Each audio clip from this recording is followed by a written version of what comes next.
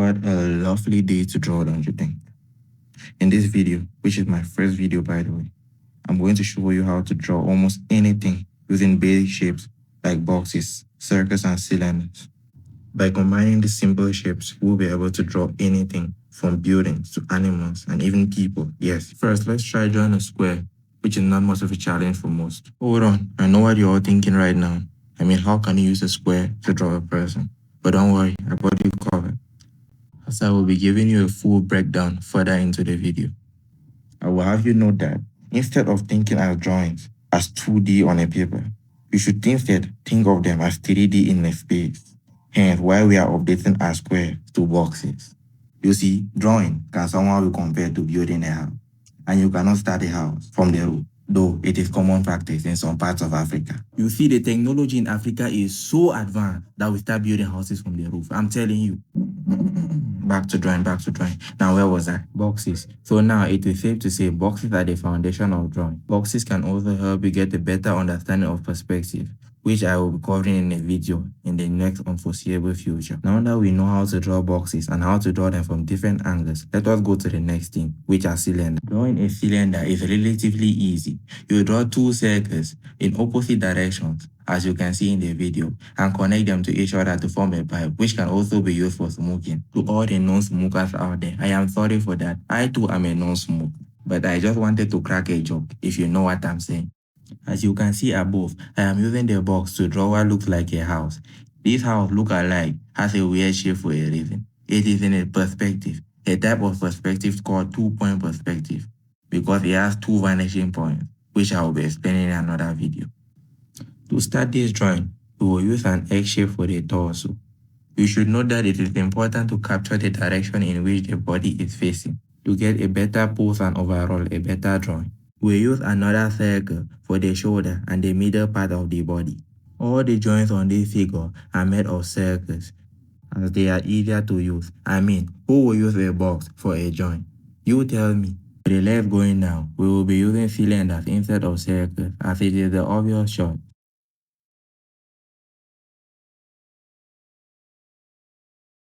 For the head, a box is preferable, as it will capture the direction in which the boy is looking towards perfectly. As you can clearly see in the photo above, the boy is looking down. He looks like he is looking down the wall. He must be a very arrogant boy. A very arrogant boy indeed. Same as the legs, for the hands we will also be using cylinders and circles to indicate the location of the joints. After using the simple shapes to their full potential, you can see that it is now becoming like the reference image. Now all we have to do is add some detail to this, as I will be doing in the video. Let us fast forward a bit and you will see that the boy is becoming more elegant as he is arrogant.